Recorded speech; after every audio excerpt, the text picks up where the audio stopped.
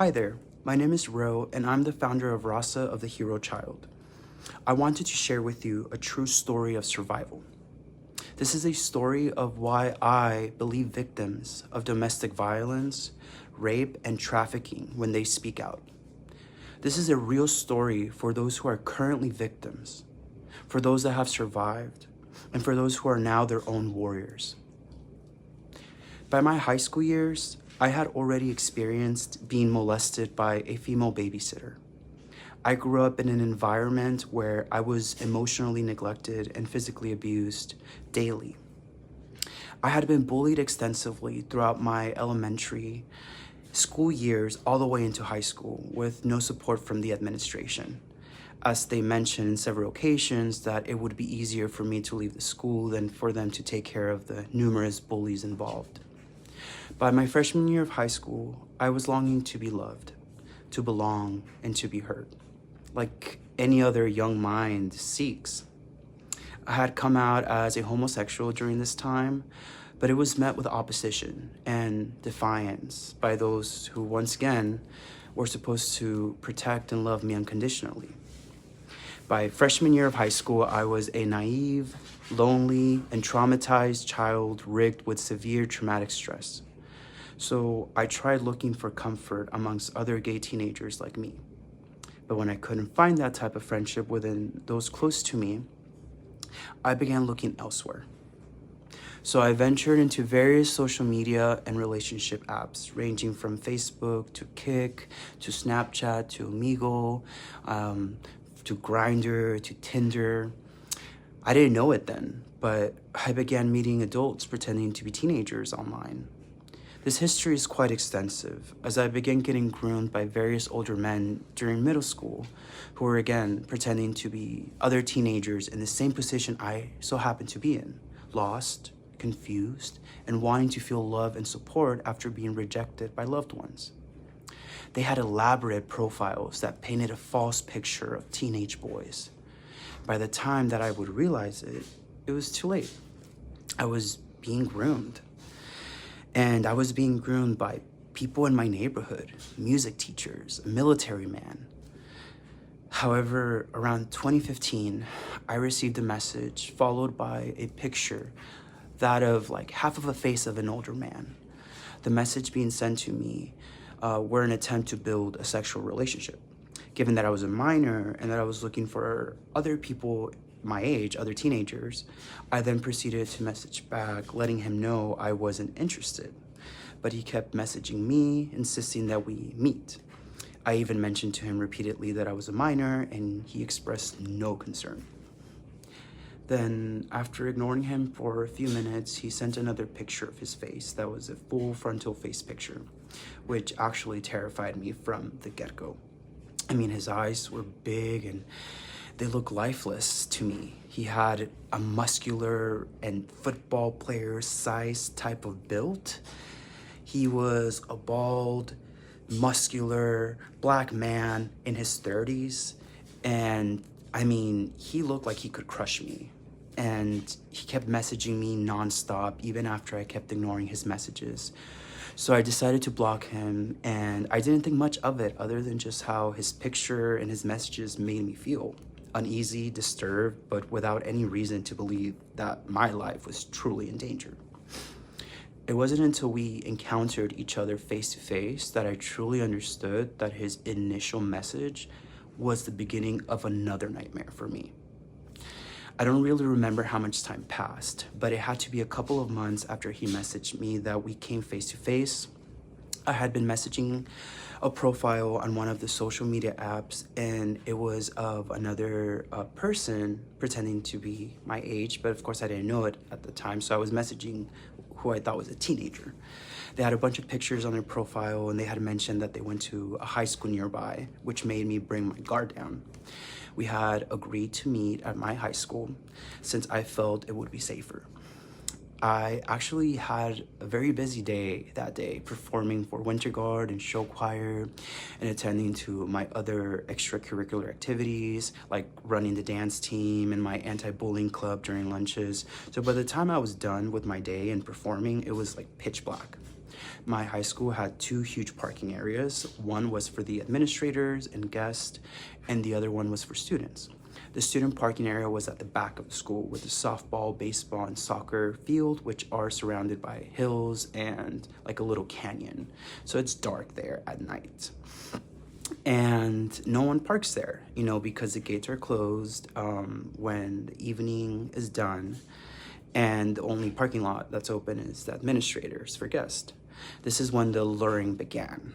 I remember that we were supposed to meet by the other parking lot where the people watching the show were parked. However, he convinced me that I needed to find him because he didn't know where I was and he was lost. So I got to the student parking lot, and that's when I began feeling uncomfortable. My body was already telling me to go back to where the people were, like where my last bit of safety was. He then kept messaging me, urging me to walk to the baseball field where it was absolutely dark. And that's when I felt a heavy urge to just run away, as I also noticed that I was standing in the middle of the dark parking lot at that point. So as I began to turn back towards where the people were, I didn't even take 2 steps before I heard a voice from behind me saying, "You know it's very rude to ignore someone and to block them when they're trying to talk to you." He was bothered that I had blocked him. Before I even turned around, I had a gut feeling that it was the same older man that had bothered me even after I told him that I was a minor and not interested. I won't express the specific details of our dialogue as they are explicit, to say the least. However, what I can say is that there was a back and forth verbal conversation where the power dynamic shifted to prey versus predator, groomer and his prey. Internally, my brain was trying to compose a plan to escape all while talking calmly to him, as I feared that angering him might make him do something drastic to me. However, at the end of it all, I couldn't run and I couldn't fight. He was 3 times my size and my legs just wouldn't move. I was an athlete at heart, not only doing competitive swim, but also dancing, weightlifting, hiking, camping, MMA, and much more. Yet I felt weak. I felt numb and I felt like a prey. I tried screaming, but nothing came out. As we continued to converse back and forth, he kept getting closer and closer to me, yielding fisted hands that opened and closed. We were then face to face, and that's when he told me that I was special and that I needed to make up for being bad when I had blocked him. He also kept saying something about being part of a circle and how now I was directly involved. At one point, I asked who the picture was on the profile, and he said that he uses pictures of his past and current victims to get new victims. He then proceeded to force me to my knees as he dropped his pants in the middle of a high school parking lot and then proceeded to rape me. I then took one last chance though and told him that there were cameras around and that my school checked them regularly. Even though I didn't know that information, I also mentioned that my friends were waiting for me, and I had told them that I would only be gone for a few minutes, and that was just another lie. He didn't seem to believe me, and he expressed that he didn't care. It was all a power trip. So then I was raped at my high school.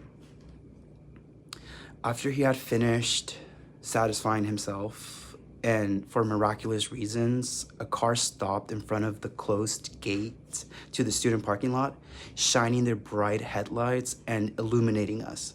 I quickly got up and I got my gray Nike duffel bag, and then I proceeded to tell him that those were my friends waiting for me. Yet again, another lie. He calmly composed himself with no rush and began telling me that I was his and how we were both in a circle, which meant that this was going to repeat itself. He also mentioned how he had always known where I went to school and even where I live, threatening to inflict harm on my family and friends if I ever spoke out about what was occurring. The entire time I was fawning, and I continued to do so by just agreeing with him and being submissive.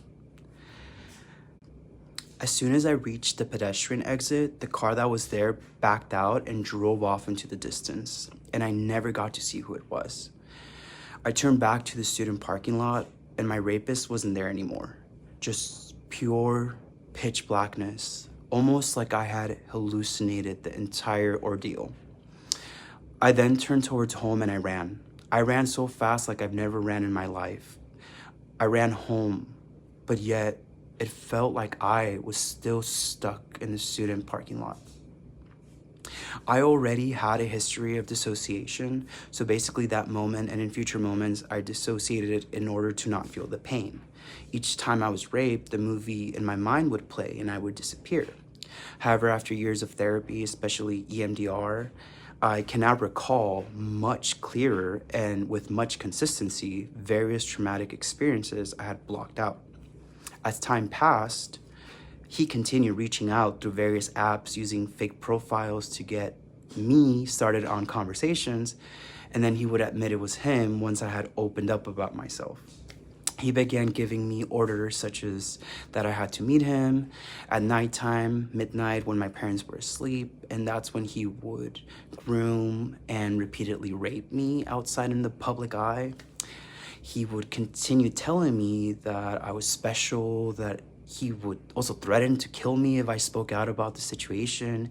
He would bring up how he had taken care of people in the past and that it wasn't difficult to dispose of bodies and get away with it. He openly used the words rape and kidnapping when expressing his perception of the situation, meaning that he knew what he was doing and would express his love for it. Thus, he was well aware, and his plan was not only thought out, but according to him, it had been put into place numerous times with other victims before me. He would boast about how he had a girlfriend under his control through violence, and basically expressing that it was a domestic violence situation, and she was his. And I want to make it clear that I don't actually remember the amount of times I was forced to go outside and be raped. It became a normal occurrence to me, and I acted like a robot, just doing its job autonomously. I also want to make it clear that throughout all of these encounters, he would express that I would soon meet his friends and that we were going to go away for a while together. At one point, he mentioned that I was known within his circle and how he was excited for his friends to meet me. This frightened me, given the extensive grooming I had already been through by other men in my area, also pretending to be underage boys. So I had many thoughts. Is this man a serial rapist in my area? Are these other men who had raped and groomed me related in any aspect to this predator? Who are these people that he keeps mentioning so passively that I will meet eventually? Are these people near or far? Was I going to be transported? Did he purposefully wear that SDSU attire to throw me off guard? Were the threats real? Was anything he was saying real? After the summer of 2016 ended, I was set to attend UC Irvine. I was excited about college, and most importantly, I was excited to leave it all behind. My goal was to delete all of my social media and other messaging apps, thus evading all of his messages. I figured that once I left to college, he wouldn't be able to track me down. After all, I had lied to him about what college I would be attending. My plan worked. I had always been an active student, even before college. I was always busy with competitive swim, dancing, musicals, running my anti-bullying club, doing show choir, winter guard, volunteering at animal shelters and women and children's shelters, and even learning instruments. So to no surprise, I was doing amazing in college. I was double majoring and I had two other emphasis minors. I was part of UCI's highly competitive and audition-based dance program and also their musical theater program. Around spring of 2017, everything came crumbling down for me. After a few months of having nothing to do with my trafficker, I began to feel safe. I was in college, so I wanted to start meeting people, and so I re-downloaded some apps and I decided to put my face on my profile to be welcoming. It didn't take long, I think like a day, but I received a message from a blank profile, And the message stated, "I miss kidnapping and raping you." I remember that first message very well because my heart sank. And everything I read after that, I sort of processed 50% of it as I was slowly realizing that I truly never escaped. And I felt like I was always going to be his victim. I was going to be his victim. And the rest of the messages express that he knew where I was, what university I went to. And his last message basically said that I would never be able to escape him. I ended up attempting suicide by overdose while on campus. I had to get my stomach pumped and I was flatlining, drifting on and off. I won't get much into this here, but I would say that after a few weeks, I was better. Due to the severity of my case, I had to take the rest of the quarter off and I was set to come back 2017 for my second year. I was back in San Diego as I had no one in Irvine close enough to take me in after leaving the quarter in 2017, from early 2017. From this point on and until I started my second year, it is very hazy for me since being in San Diego left me in a state of constant dissociation and depersonalization and derealization with a lot of paranoia. I mean, I was in the same town, I was trafficked. I ended up in the psychiatric hospital several times. It was during this time that my trafficker and I were in contact again via apps. At one point during the 2017 summer leading up to fall 2017, I took the train to Irvine to visit friends and get acquainted with the area I was planning on moving to for my second year. On the way back to San Diego, I was contacted by my trafficker and he told me that he would pick me up at the Santa Fe train station where I was set to arrive. He told me to get in the back of his car and I noticed that he had a teenage boy in the front seat. During the car ride, I didn't know where we were going at first. My trafficker kept talking nonchalantly about day-to-day stuff and even commented when we saw a man wielding a machete in downtown San Diego, and he said something along the lines of, "There are crazy-ass people out here," to which I became angry at because given that he had two victims in his car, it didn't make sense to me. His comment didn't make sense to me. At one point during the ride, the boy in the front, who had been as quiet as I had, got a call on his phone. The boy said it's his mom, and so my trafficker lowered the volume of the music and signaled him to answer it. I speak Spanish, so I can make out immediately that the mom was screaming in Spanish and crying. I couldn't quite hear everything she was saying, but she was definitely distraught and was urging her son to come back home. She mentioned how she knew the people he was with were dangerous and how she was extremely worried. The boy in the front seat quickly dismissed her and told her something along the lines that he would be home soon, and then he hung up. As we continued to drive, I recognized where we were and I realized that we were heading to the San Isidro area. I first thought he was taking us to Tijuana to get rid of our bodies, as he had mentioned on several occasions that it would be easy to do so. However, he took us by the Borderfield State Park into the woods. He made us take off our clothes as he asked, "Who wants to go first?" The boy and I had not looked at each other. We were both like lost in our heads. For a split second, I wanted to say me because I didn't think I could handle seeing someone else get raped in front of me. However, nothing came out. I was cold as a stone, and our trafficker began his ritual. Then a helicopter flew right above our heads, and I silently begged for them to see us, but it was too fast and we were hidden between the trees. Throughout this entire time, I was wishing and praying that someone in the helicopter had seen us or that a hiker would stumble upon us and call the police. Anything would work. Anything but more rape. I don't remember the rest of that encounter, but I do remember being back in the car. I remember it being quiet, awkward, and disturbing.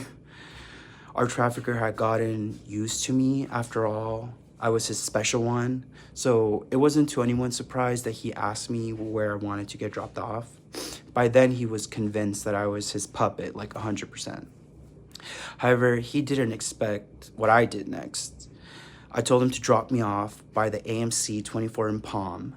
I knew the area very well, and I knew that once I got dropped off, I was going to run to my grandma's house. She was the closest. When we got to the crowded parking lot, I got out immediately and I began yelling at him.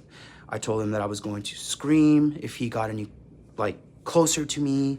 I told him that he needed to take that boy back home because I knew he was like 17. And I told him he was gonna leave me and him alone, or else I was gonna go to the police and give them his license plate and all of our messages, everything. He seemed very relaxed as I was telling him all of this. When I finished speaking, he began scoffing and giggling, saying how he might have underestimated me. He acted so nonchalant as he told me that the circle has been completed. He also continued to express that I was special, that he was going to miss me, and that I had been marked by him. Finally, he expressed that he would always be watching me just as he had been. He then got in his car and he drove off. I watched his car create more distance between us until I couldn't see it anymore. I turned around and I ran to my grandma's house. I ran as fast as I could, just like I did that first time I encountered him. Once again, a part of me was left behind, left in his car, left in those woods. I tell my story because I know I'm not alone. I tell my story for those who are still victims, for those who are surviving, and for those who are now their own warriors like me. I hope that you will stand against sexual predators, traffickers, and abusers, no matter who they are or how much money they have. Do the right thing.